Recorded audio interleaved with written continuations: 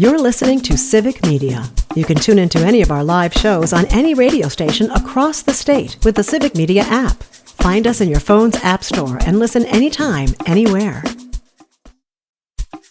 This is your WMDX Daily News Roundup for Mad Radio 92.7 FM and 1580 AM in Madison.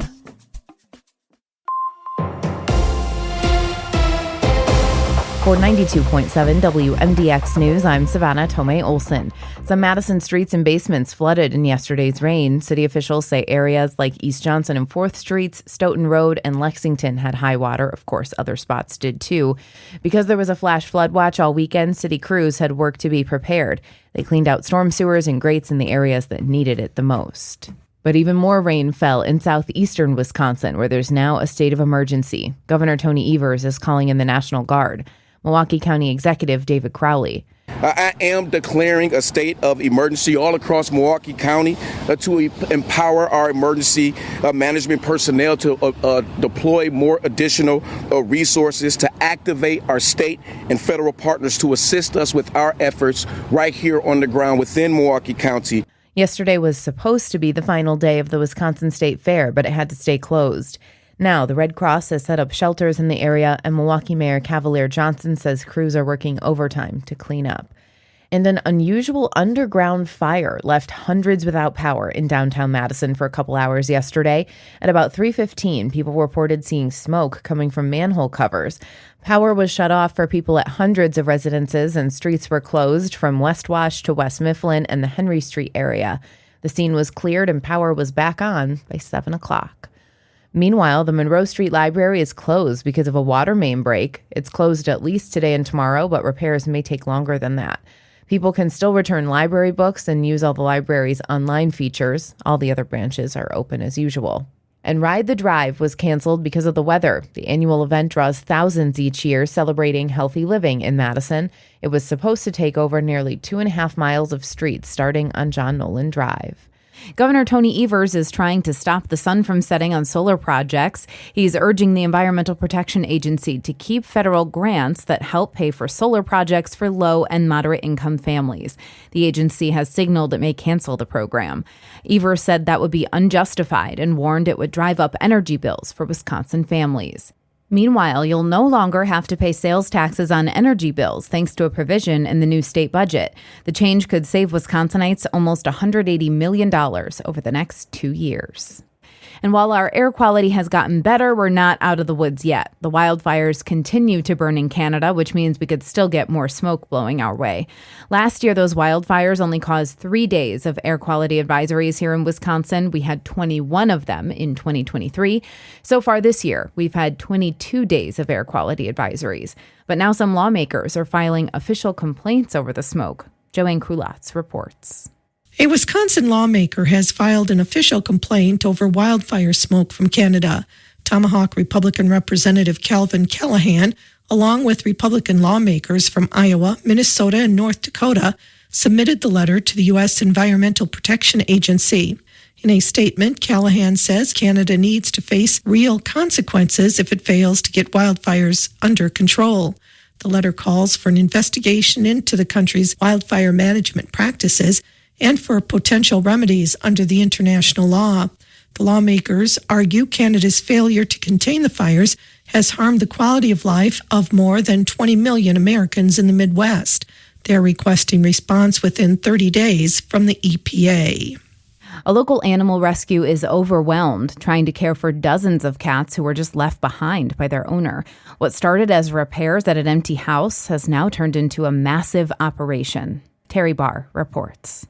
A renovation contractor asked to stop by the house found close to 50 malnourished cats, both inside and outside, left behind by the home's renter. Shelter from the Storm received the first call for help. This Madison-based rescue's COO, Peyton Pritzel, calls it a sad reminder how situations involving unspayed and unneutered pets can spiral out of control. Sometimes people just get crippled by not knowing where to start. And so we always want to be there as an organization through our shelter as well as our our clinic to provide that care when people need it, even when they're feeling overwhelmed, without judgment. What's frustrating about this situation is this is somebody who knew of those resources and had those connections and chose to not do what was right. And so that makes it really hard. This case is under investigation while the cats are now being treated and will soon be up for adoption through Shelter from the Storm and other rescues in the state. You can learn more at sftsrescue.org.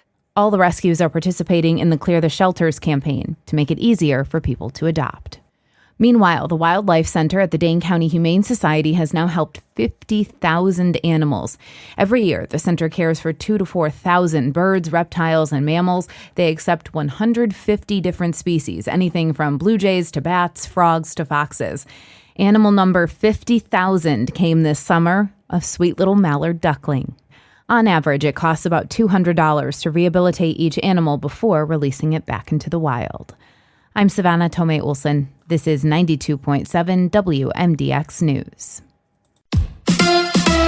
Baseball tonight. Hi, I'm Mike Clemens with sports. The Brewers open a 3-game series against the Pirates tonight after a thrilling 7-6 win yesterday to sweep the Mets. The game tied at 6-6. Bottom of the ninth. Isaac Collins at the plate. FanDuel, Wisconsin. Collins today with 2 hits. He's 2 for 4. Collins, fly ball, deep into right field.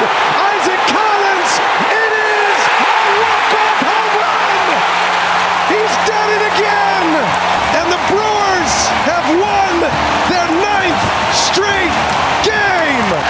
Now, despite the floods in Milwaukee, over 37,000 fans came to the ballpark to support the team. Was there concern they might stay home? I wasn't sure. Yeah, I honestly didn't know if fans weren't going to be able to make it, and they showed out. That's just AM fan for you, Brewers Nation. They love their Brewers, and I love playing for this team. That's the Brewers' Isaac Collins. With sports, I'm Mike Clemens.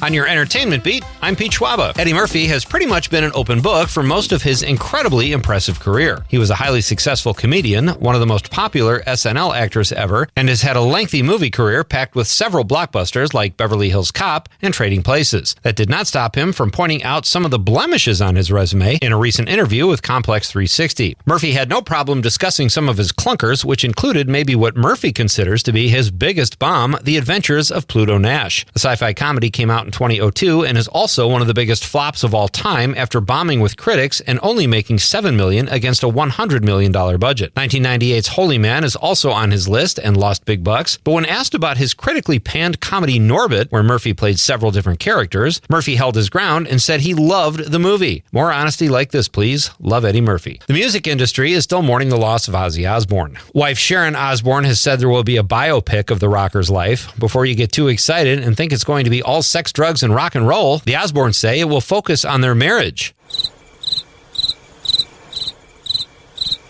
The project was first announced in 2021, and all the Osbournes will play a role, with his children being listed as producers. Here's a vigilante justice news update. The Batman Part 2 has movement. Production will start filming in the spring of 2026, according to Variety. The film will not hit theaters until the following year, with a premiere date set for October 1 of 2027. Robert Pattinson is back to portray the Dark Knight. The production has been delayed several times, but all the ducks appear to be in a row. Matt Reeves is back in the director's chair. I was beginning to think this would never happen. James Cameron's Titanic won 11 Oscars and made over $1 billion at the global box office. The film almost had a much different look, though, as Matthew McConaughey was a frontrunner for the role of Jack Dawson, which ultimately went to Leonardo DiCaprio in the 1997 film. According to producer John Lando's book, McConaughey had a great read at the audition and everyone liked it. Cameron thought it was great too, but asked the actor to read it again. McConaughey said no, that was good, which according to Landau kept McConaughey off the cruise. The world is about to get funnier thanks to Warner Brothers, who has just announced it has greenlit a Kristen Wiig and Jonah Hill film, a new comedy called Cut Off. The two funny stars play a pair of entitled siblings, according to The Hollywood Reporter. Hill is attached as the film's director and Wiig is producing. The film is set for release sometime in 2026. For more showbiz fun, tune in to Nightlight with me, Pete Schwaba, weeknights from 6 to 8 p.m. on the Civic Media Radio Network. Scattered showers and thunderstorms are possible today. Otherwise, it'll be partly cloudy with a high right around 82 this afternoon. Tonight, a few scattered thunderstorms will drop into the mid-60s. Tomorrow, scattered thunderstorms with a high right around 85. I'm meteorologist Sean Cable. Right now, it's 70. That's your WMDX Daily News Roundup from Civic Media. Subscribe to this podcast on Spotify, Apple, or wherever you find your podcasts. Find more news at mad.radio. The national news cycle never stops, but it can be hard to find news about your local community. Civic Media is dedicated to providing quality local and state news coverage across Wisconsin. With the Civic Media app, you can get notifications about local stories that matter to you and your community. Find the free Civic Media app in your phone's app store and choose notifications from the menu to tell us what kind of news you want to hear about.